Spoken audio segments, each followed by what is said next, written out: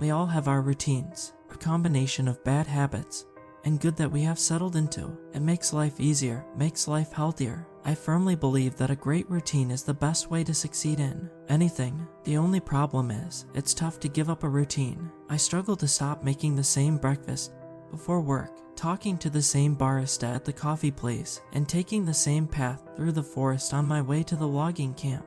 I like that town a lot, even if I'd only known it for a year. It's predictable, it's safe, and when the sun shines, it's beautiful. Although that is a rarity, I think I'd take a job outside over a desk job any day. No matter how taxing it is on my body, I will happily become a stronger man for a chance to breathe fresh air and get my blood pumping. I wouldn't say it's healthier though. There have been several accidents on site, and a lumberjack did die the year before I arrived. You'd be surprised at the mortality rate in this line of work. It's not as simple as you think to chop down a tree. Well, most of the time it is, but still, safety is a primary concern. Why did I take that job? Like most people who leave the city, I wanted an escape.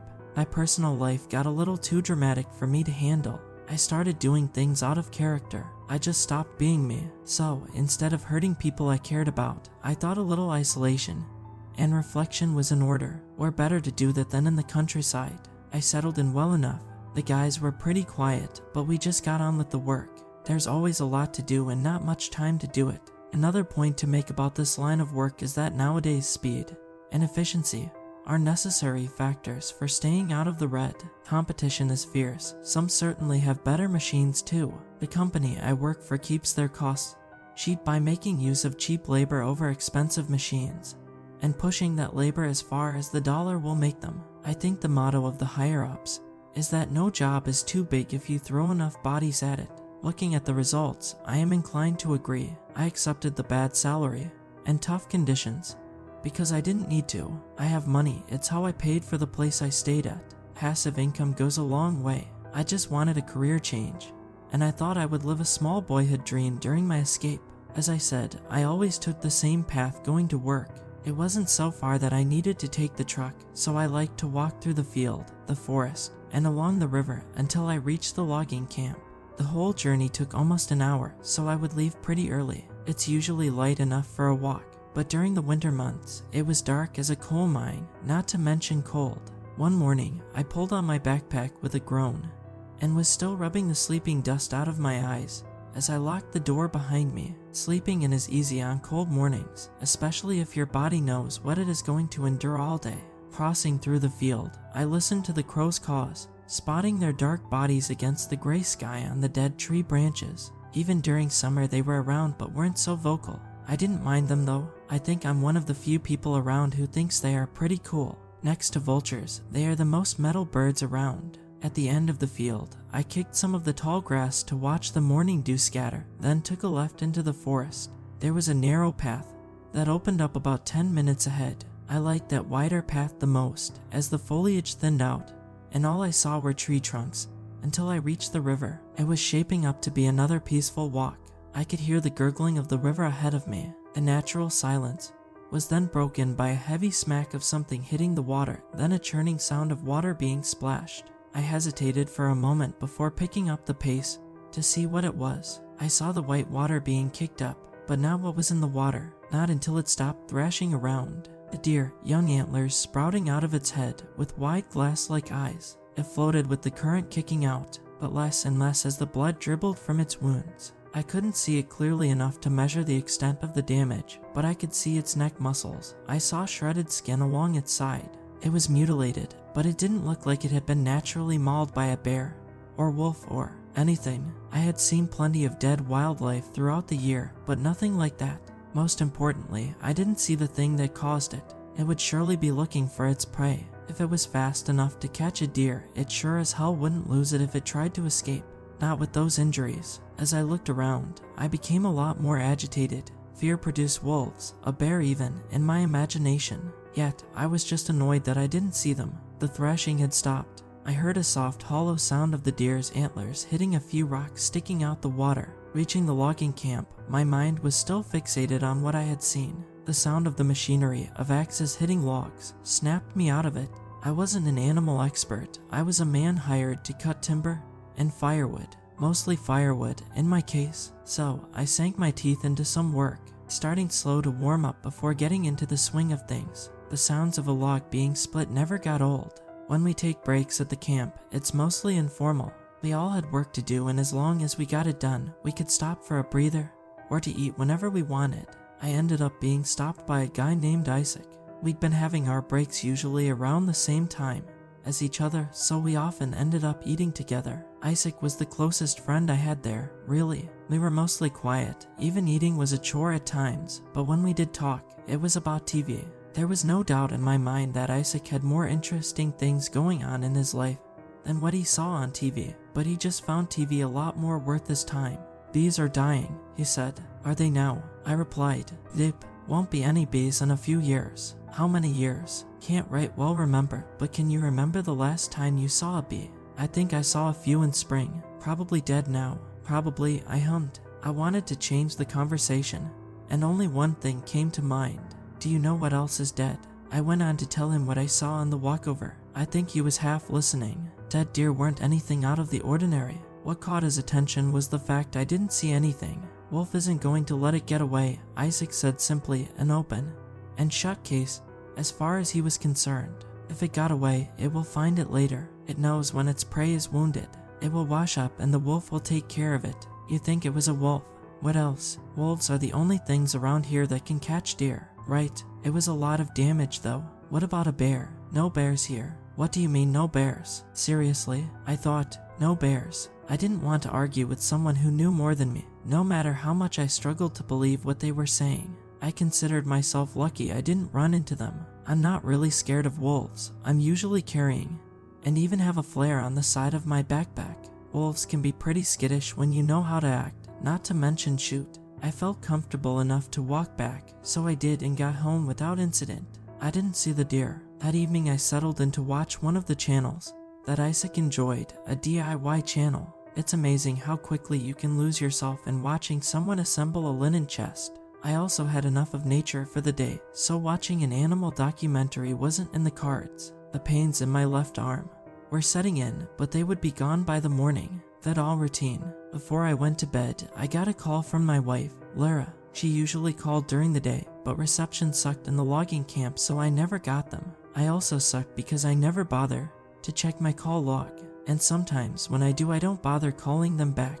I guess even far away I heard people. What is it? I asked with a little too much attitude. Christ, I just wanted to hear your voice, she snapped. It's been 3 days. It was a good point. I didn't have a comeback, so I ended up saying nothing. I say I want to hear your voice, and you go quiet on me, Lara murmured. How are you? Can you tell me that? I'm fine. I'm alright. Okay. More silence. My mouth was hanging open, but my throat felt like it was closed off.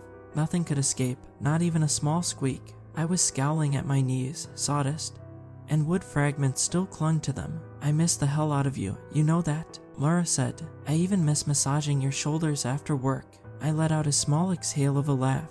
I bet your shoulders are like stone now, Lara said. I could hear the smile in her voice. Say something, you stupid bastard. She giggled as she said it, and I gave a low laugh. I was smiling. I couldn't help myself.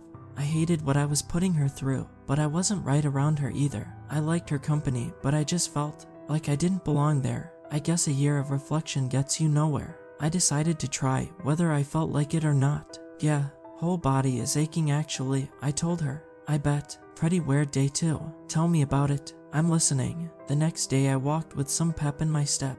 I don't even remember the field or the crows. I just slipped into the forest, thoughts buzzing in my head, replaying my talk with Lara. The clouds were a little darker, the fog a little thicker, but I could see the trees and the mountains. It was good enough for me. The path opened up. I must have walked through a cold snap or something. I felt all the warmth vanish. It could have been a bad wind maybe, or maybe I just didn't notice. The more I think about it, the less I believe any of those reasons. Soon after I felt that cold, I heard the familiar creaking of wood being pulled, splintering, crashing. A tree ahead of me fell across the path.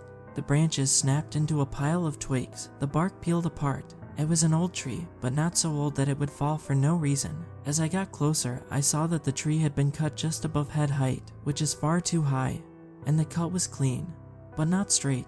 There was a slight curve to it, which again was not normal. Not sure what to do about it, I approached the end of the tree and grabbed beneath it. Lifting with my legs, I was able to crab walk with it to get it off the path. The physical exertion that took without a real warm-up was great, and looking back on it, it was a dumb thing to do. I could have injured my back, even as young as I am. As I put the tree down, another chill ran through me. It was like a split-second dip in an ice bath. I grabbed my arms and huddled, breathing out with a sudden exhale. As I did, the branches ahead of me on the tree began to come apart, as if severed by a perfectly sharpened blade. I didn't see anything cut them, but I saw how those cuts appeared and gravity did the rest, trimming strong branches like it was a hedge. My warmth came back just as quickly, but my heart remained cold. I became painfully aware of my surroundings, feeling that same feeling one feels when someone is looking over one's shoulder. I looked all around, taking light steps up the path. What was so nerve-wracking was that I couldn't see anything. I mentioned that the foliage thinned out in the open area. It was just the ground and the trees. I should have been able to see something, but I didn't. I was mouth-breathing, my heart pounding in my ears, all the way to the river. I was afraid, but I had no idea what I had to be afraid of. I felt threatened, but what could hurt me? What could have done that to the trees and made me feel so cold before doing it? The sound of the river filled my ears. I didn't hear any splashing, but it was loud enough all the same. Another cold chill reached. I feared the worst, then fell backward, landing in the water. Holy shit, I stammered, for a moment thinking I had been pulled in. Thinking on it further, I simply backed into a stiff rock and tripped over it. Damn, what the damn? Drenched from head to toe, I still felt warmer than I did a second before. I looked out into the forest, for some reason feeling safer than I did on dry land. That feeling of being followed, of being closely watched, persisted. I walked slowly up the river, keeping my feet in the water. It was a few feet from the shore, and it might have seemed stupid, but I genuinely felt like I wouldn't be hurt staying in the water. That anxiety lessened the closer I got to the logging camp, to the point where I felt I could step out of the water and be okay. I sensed the threat within the forest, even if I didn't see it.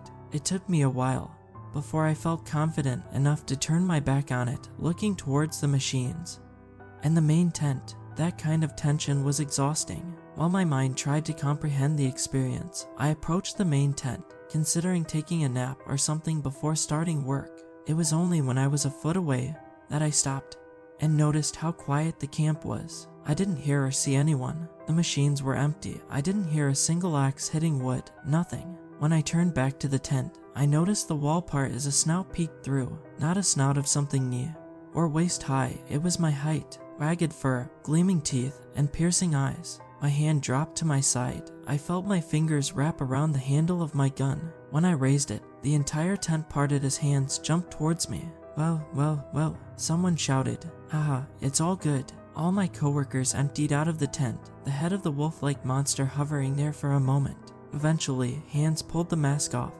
and a terrified Isaac looked at me. He eventually smiled, but I think his life flashed before his eyes first. There was laughter all around, but it took a while for the joke to hit me. I doubled over, trying to catch my breath and calm my heart. It was going like a jackhammer. I'm not a bad guy when it comes to pranks, but I was terrified, and they could see that. I was asked all sorts of questions, from what took me so long to get to work, and why I was soaked. These were questions I knew the answer to, but then Isaac eyed my cheek. Where did you score the cut? He asked. You're bleeding like a stuck pig.